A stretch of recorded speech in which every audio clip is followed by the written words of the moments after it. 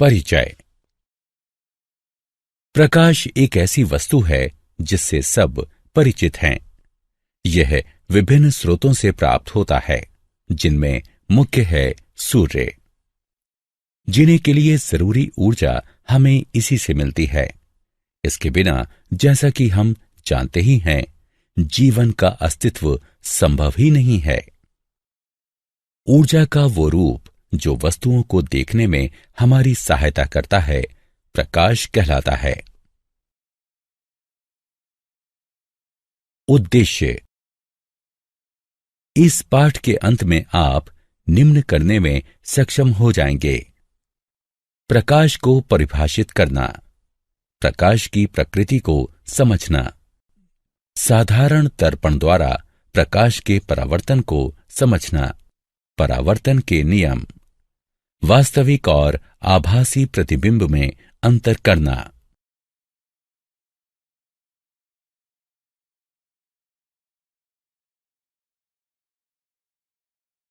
प्रकाश एवं प्रकाश के स्रोत। ऊर्जा का वह रूप जो वस्तुओं को देखने में हमारी सहायता करता है, प्रकाश कहलाता है। प्रकाश सरल रेखा में चलता है। ये हम में दृश्य बोध उत्पन्न करता है। प्रकाश के दो स्रोत हैं: चमकीली वस्तुएं और गैर चमकीली वस्तुएं। चमकीली वस्तुएं वे वस्तुएं जो अपना स्वयं का प्रकाश छोड़ती हैं, चमकीली वस्तुएं कहलाती हैं, जैसे सूर्य, लैंप, मोमबत्ती इत्यादि।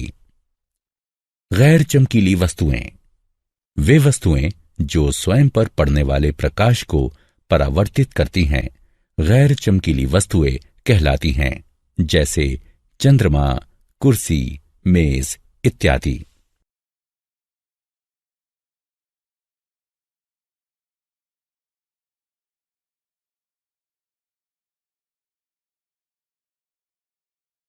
प्रकाश की प्रकृति। प्रकाश के परावर्तन, अपवर्तन, विवर्तन तथा अन्य अनेक पहलुओं के बारे में जानने के लिए प्रकाश के सिद्धांतों के आधार पर उसकी प्रकृति को समझना होगा। प्रकाश की प्रकृति के दो सिद्धांत हैं: प्रकाश का तरंग सिद्धांत तथा प्रकाश का कण सिद्धांत। प्रकाश का तरंग सिद्धांत। प्रकाश विद्युत चुंबकीय तरंगों पर आधारित होता है, जिन्हें प्रवर्धन के लिए किसी भौतिक माध्यम की आवश्यकता नहीं होती। इसके अभिलक्षण चिन्ह हैं विवर्तन, निष्कर्ष एवं ध्रुवीकरण। प्रकाश का कण सिद्धांत। प्रकाश ऐसे कणों से निर्मित होता है जो अत्यंत तीव्र गति से एक सरल रेखा में चलते हैं। इसके अभिलक्षण चिन्ह हैं परावर्तन और अपवर्तन। प्रकाश तरंग और कण दोनों के गुण प्रदर्शित करता है। प्रकाश का स्वभाव दोहरा होता है।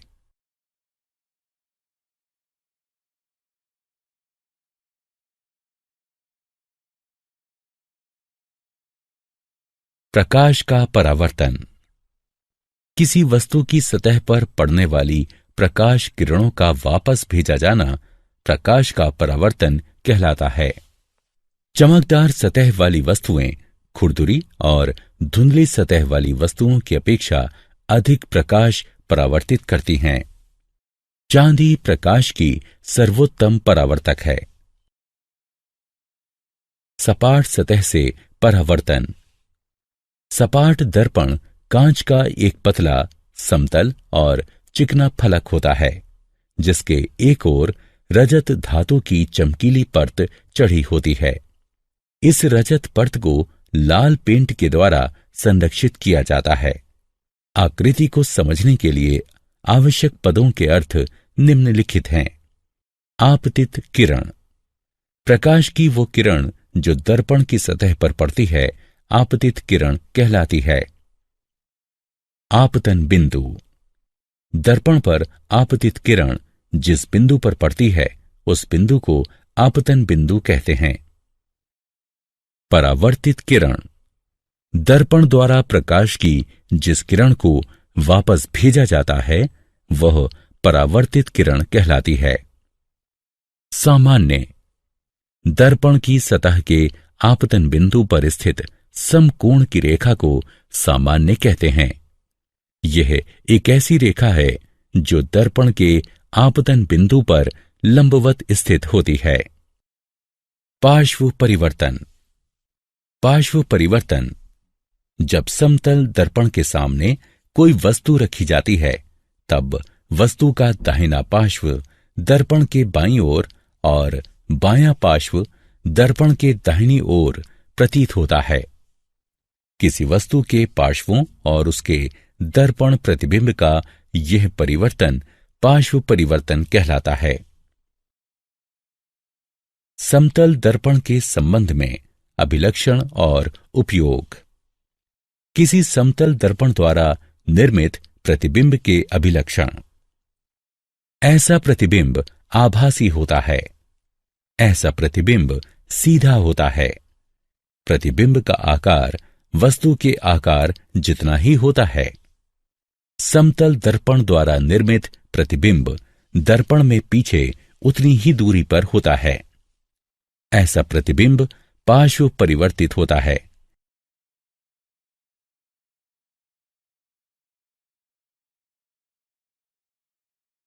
समतल दर्पण के उपयोग।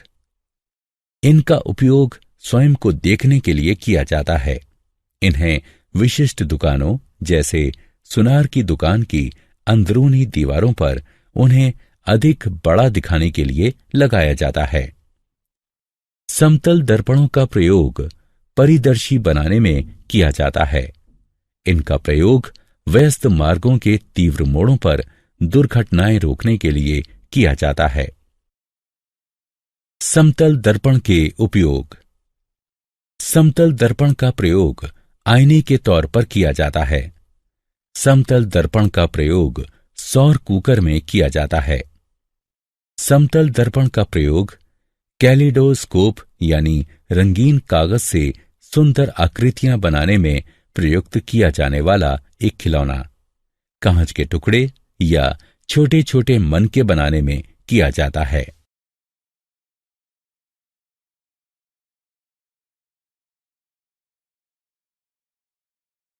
परावर्तन के नियम। परावर्तन का प्रथम नियम। आपतित किरण, परावर्तित किरण और सामान्य ये सब एक ही समतल पर स्थित होते हैं। परावर्तन का द्वितीय नियम। परावर्तन कोण सदैव आपतन कोण के बराबर होता है।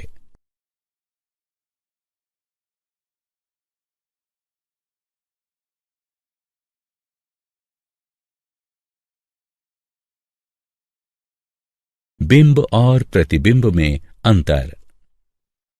बिंब कोई भी वस्तु जो प्रकाश किरणें उत्सर्जित करती है बिंब कहलाती है।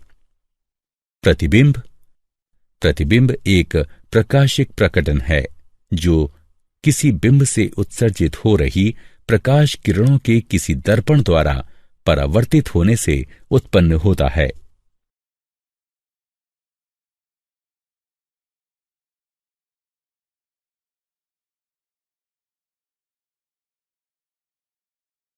वास्तविक और आभासी प्रतिबिंब में अंतर। वास्तविक प्रतिबिंब वह प्रतिबिंब जिसे दर्पण पर प्राप्त किया जा सकता है वास्तविक प्रतिबिंब कहलाता है। उदाहरण, सिनेमा के पर्दे पर बनने वाला प्रतिबिंब। यह किसी अवतल दर्पण द्वारा बनता है। आभासी प्रतिबिंब वे प्रतिबिंब जिन्हें पर्दे पर प्राप्त नहीं किया जा सकता आभासी प्रतिबिंब कहलाते हैं। उदाहरण, किसी समतल दर्पण में हमारे चेहरे का प्रतिबिंब। यह किसी अवतल दर्पण द्वारा बनता है।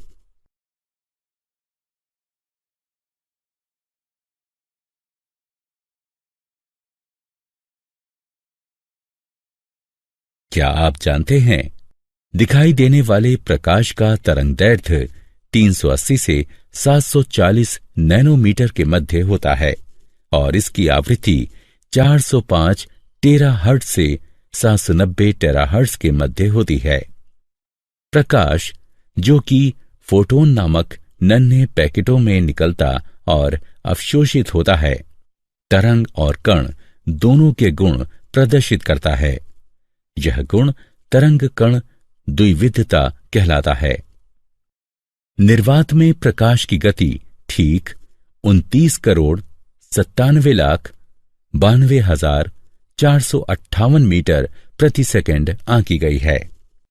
प्रकाश उत्पन्न करने वाली प्रक्रियाएं हैं नगण्यीकरण या सिंटिलेशन, इलेक्ट्रोल्यूमिनिसेंस, ट्राइबोलियोमिनिसेंस, चेरेनकोव विकिरण।